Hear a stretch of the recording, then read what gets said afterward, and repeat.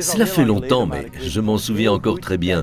Lors d'un voyage au Danemark, j'ai brusquement vu le long de ces petites façades typiques des petites fermes une ribambelle de ces plantes, des roses trémières. Ce ne sont pas des roses, mais on les appelle roses trémières, oui, car elles fleurissent le long d'une branche, une tige droite, les unes après les autres. Regardez là, elles sont complètement ouvertes. Chaque bouton que vous distinguez ici deviendra une belle rose trémière couleur bordeaux. D'ailleurs, il en existe aussi en blanc, en jaune, et puis elles se croisent. Ce qui se fait par les abeilles et les bourdons, mais dans tous les cas, on peut constater que j'ai vraiment pu imiter ce que j'ai vu au Danemark. Cela parce que j'ai semé une rose trémière contre la façade. Je ne l'ai jamais arrosée, jamais nourrie. C'est simplement l'endroit idéal pour une rose trémière. Ne les placez pas dans un parterre, mais placez-les simplement contre un mur. Pourquoi? Ce n'est pas trop humide. C'est riche en calcaire à cause du mortier qui a été utilisé pour la fondation et entre les pierres. C'est sec et riche en calcaire, et c'est ce dont elles ont besoin, beaucoup ou peu de soleil. Cela ne change finalement pas grand-chose étant donné qu'elle reçoit le soleil en fin d'après-midi. Et puis, il faut savoir, elle va jusque 3 mètres. L'année passée, elle ne montait pas plus haut que ça, mais j'aurais déjà pu parier qu'elle s'étirerait jusqu'à la gouttière. Bien sûr, vous devez un peu l'attacher parce qu'elle pendrait, sinon tout du long de ce côté. Mais je l'ai attachée et maintenant je profite des belles fleurs de la rose trémière au quotidien. Une plante que l'on peut laisser pousser contre une façade et du côté ensoleillé de la maison.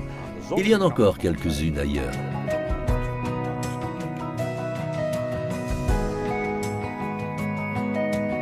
Nous sommes ici du côté ensoleillé, et aujourd'hui même du côté très chaud de notre maison. Cette façade reçoit le soleil du début à la fin de l'après-midi. Elle chauffe très rapidement, et la parcelle de terrain est très sèche. Elle est riche en calcaire, il y a donc des gravats dans le sol. Mais ici aussi, on a auparavant soigneusement pensé aux plantes qui s'adapteraient le mieux à cet endroit un peu sec et subtropical. Oui, c'est donc très simple. Les roses, ça ne les dérange pas du tout. Dès qu'elles se seront installées, vous devrez peut-être les arroser un peu la première année, mais ensuite, les racines partiront à la recherche d'humidité. Et puis regardez comment cette rose, une rose grimpante appelée compassion, sent merveilleusement bon et refleurit si joliment. Mais pour fleurir à nouveau, vous devez supprimer les fleurs mortes. C'est ce que nous allons faire et je vais vous montrer comment. Regardez, cette grappe a fini de fleurir. Je vais donc descendre. Je veux que cette branche finisse par remonter. Je ne vais pas trop la couper, mais la rose est restée là, la grappe de rose. Et je descends alors de 2 ou 3 feuilles. Et là, je coupe. Voilà, c'est simple. Et ensuite, de nouveaux boutons apparaîtront sur la tige et de nouveaux boutons commenceront à fleurir de manière un peu moins exubérante, mais encore bien comme il faut avec une rose ici et là. Vous pouvez provoquer une jolie floraison en supprimant rapidement les roses déjà fanées, car sinon l'énergie de cette rose se concentrerait sur ses boutons et former des graines et utiliser son énergie à cela. Mais à présent, l'énergie ira vers les nouveaux bourgeons qui formeront de nouvelles grappes. Voyons, celle-ci est également passée. Regardez, les feuilles sont complètement relâchées. Et elle a déjà fleuri à un endroit que j'ai élagué par le passé. Donc, une feuille, 2 feuilles, je vais ici, jusque 3. Hop. Les bourgeons, d'où proviendra la nouvelle rose, se trouvent dans ces feuilles. Si je taille maintenant pour que ce bourgeon se dirige vers l'extérieur et que je taille toujours à l'oblique, afin d'éviter de l'eau pourrie ou stagnante, eh bien, une nouvelle rose sortira de ce bourgeon attiré par la lumière. Encore ici, 1, 2, et coupé. Nous y sommes presque, hein. Ah, il y a une autre grande ici. Elle est également complètement fanée. C'est la rose du bas. 1, 2, et voici le bouton sous la feuille. Hop, et on coupe. Bien sûr, s'il y a des roses dans un bouquet qui n'ont pas encore fini de fleurir, vous ne les coupez pas, juste comme ça. Celle-ci a déjà fini de fleurir, je la retire tout de suite, hop là, elle est partie. Mais regardez un peu, la fleur de cette rose a ce blanc jaunâtre qui s'ouvre. Je privilégie aussi des roses qui dévoilent leurs étamines au fil du temps pour attirer les abeilles et les bourdons. C'est essentiel pour la nature. Certains types de roses poussent comme des bouquets. Et donc regardez, si vous avez un vase et que vous en mettez un, alors votre vase paraît immédiatement rempli. Rose, rose trémière, évidemment la lavande. Si vous possédez une façade assez chaude avec un sol sec, plantez-y de la lavande, elles adorent ça. Pensez aux régions où la lavande se cultive de manière professionnelle, comme en Provence. Le plateau de Valençol paraît tout bleu de lavande parce que le sol y est riche en calcium et pauvre, et ces plantes y poussent bien. Bientôt les fleurs s'ouvriront et cela sentira bon à nouveau. Le romarin est lui aussi un amoureux de l'aridité. J'ai dû l'attacher un peu parce qu'il retombait sur mon allée en récupérant constamment les pointes pour cuisiner. Des pommes de terre au four avec du romarin, oh là là, on se régale. C'est un vrai plat d'été. Regardez, en faisant cela, chaque fois que vous coupez ces pointes, le haut du romarin va se ramifier plus fortement. C'est ce qu'on peut voir ici. Regardez ici le nombre de branches. Il va fortement se ramifier et deviendra une plante beaucoup plus dense. Ah oui, rien que cette odeur, c'est agréable. Hein? Le romarin, c'est même bon à mâcher. Le summum des plaisirs du Sud, les abricots. Les abricots ici avec nous, en Flandre orientale, contre une façade. Regardez, il y avait beaucoup de fleurs dessus. Cette année, j'ai une douzaine d'abricots contre seulement 5 l'année passée, donc on est sur la bonne voie. Cette plante profite du fait que cette façade dégage également de la chaleur le soir, ce qui vous permet de planter un arbre subtropical contre votre façade. Cela ne concerne pas uniquement les abricots, mais s'applique aussi à ce raisin ici, qui était là, orphelin, complètement envahi par la végétation. Et après 3 années de taille, je l'ai réduit jusqu'à la façade. Il y a déjà quelques semaines, j'ai élagué ses plus longues extrémités. Ceci aussi, c'est une floraison qui apprécie l'aridité du Sud, de l'origan, mais avec une forme de feuilles très claire. Je trouvais que ça offrirait une jolie combinaison, le gris-vert de la lavande avec cet origan plus clair. C'est pour les spaghettis, c'est pour la pizza. C'est un parfum et une saveur typiquement italienne que vous sentirez sur vos pizzas, chez un vrai pizzaiolo italien. Voilà, et puis on a cette rose ici. C'est aussi une orpheline, dont je ne connais pas le nom. Je pensais qu'il s'agissait d'un rosier en buisson, et j'ai laissé une branche pousser. Regardez, une étendue de fleurs blanches en quelques semaines, et qui refleurit ici. Et là, je ne vais pas le tailler parce que chaque réceptacle floral ici deviendra un fruit d'églantier.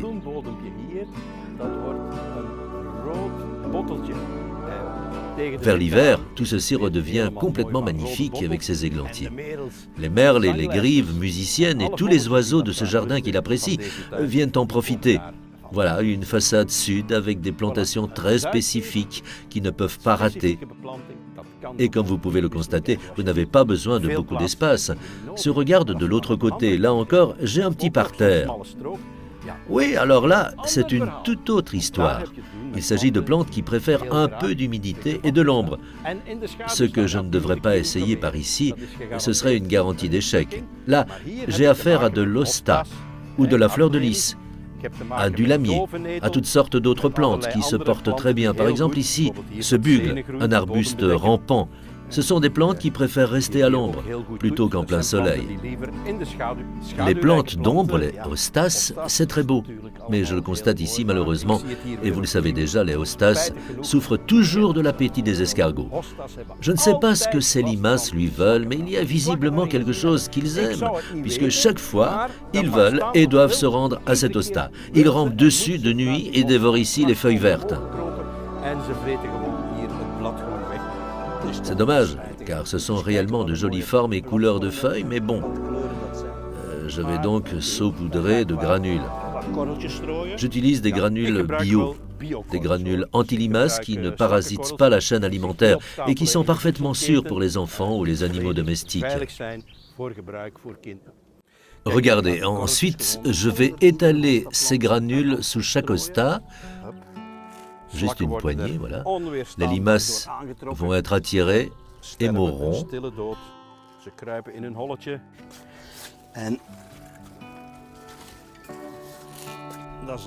L'escargot se recroqueville et on en est débarrassé. C'est dommage car les hostas sont de très belles plantes à feuilles et qui existent en d'innombrables variétés. Il suffit de regarder celle-ci avec ce beau blanc au centre de la feuille. Ah, celle-ci aussi a été bien entamée, hein. Elle a jauni sur le bord. Il existe également de mini-hostas de nos jours, que vous pouvez placer dans des endroits très petits ou dans des pots sur un balcon. Mais comme je l'ai dit, les escargots veulent absolument ces hostas et restent à l'écart du reste. C'est la mienne ici, cette digitale pourpre qui s'incruste. Regardez, elle va fleurir. C'est une retardataire. Au soleil, elles ont fini de fleurir, mais celles à l'ombre doivent encore commencer. C'est comme ça, leur saison débute un peu plus tard. Voilà. C'est à l'allée, et à côté de cette partie ombragée et de ce côté particulièrement chaud, il y a encore une autre façade, la façade nord de cette maison, et là, il y a énormément d'ombre. Jetons-y un coup d'œil.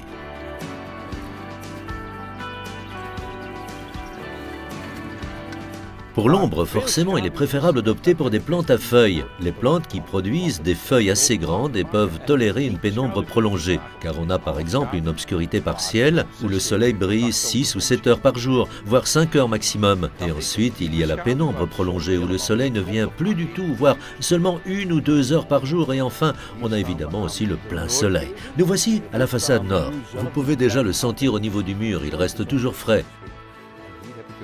Le soleil ne brille jamais par ici, et c'est là que j'ai travaillé avec des fougères.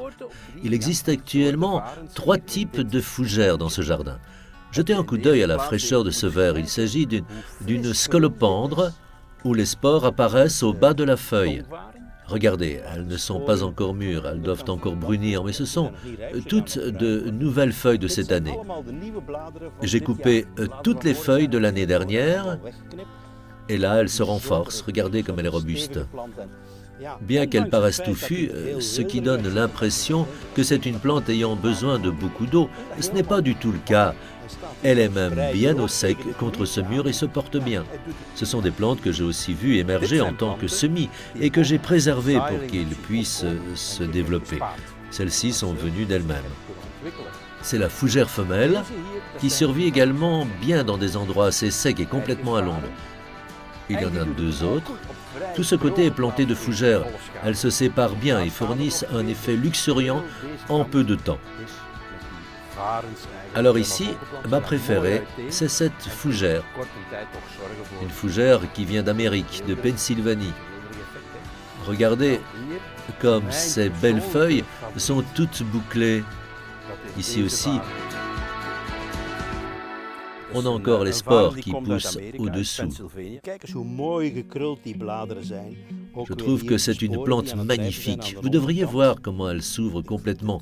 Puis, avec ses feuilles gracieuses, oui. Et on termine ici avec une scolopendre aux feuilles vertes toutes fraîches.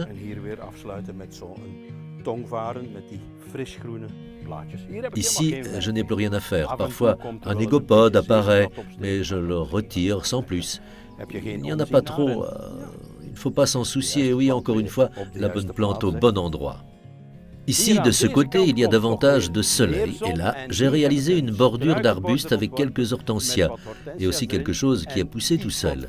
Un cadeau de la nature, c'est cette plante ici, qui est en fait un excellent couvre-sol.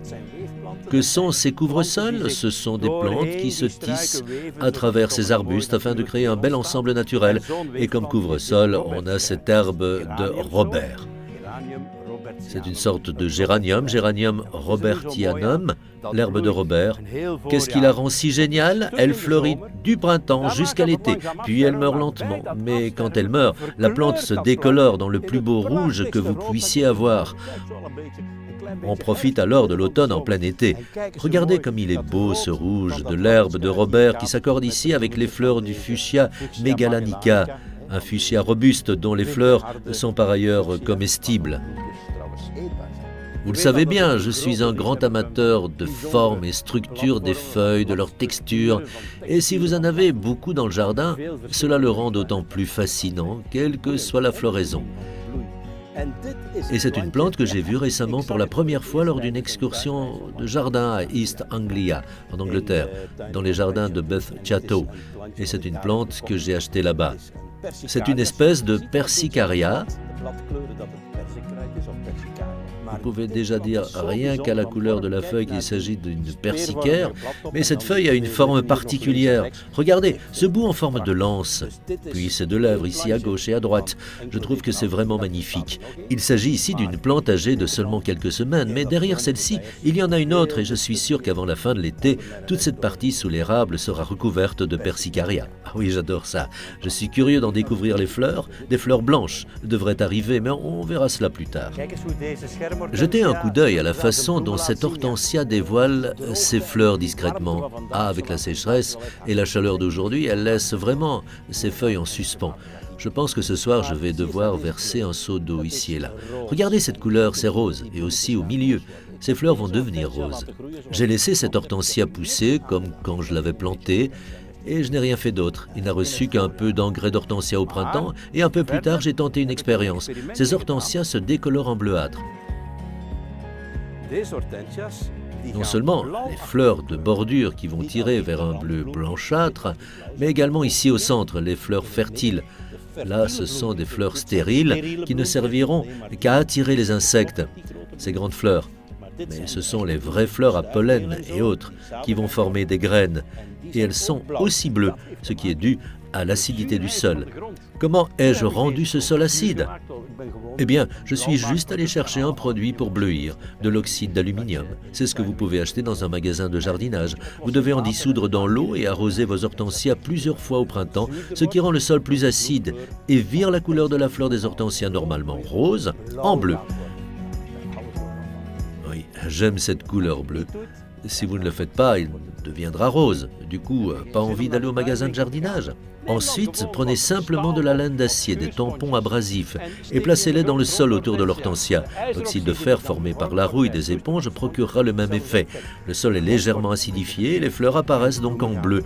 Encore un autre conseil pour les bricoleurs parmi nos téléspectateurs et qui seront certainement attentifs. Disposez-vous encore de clous rouillés? D'accord, eh bien, éparpillez-les au sol avec l'hortensia, mais soyez prudents le jour où vous désherbez.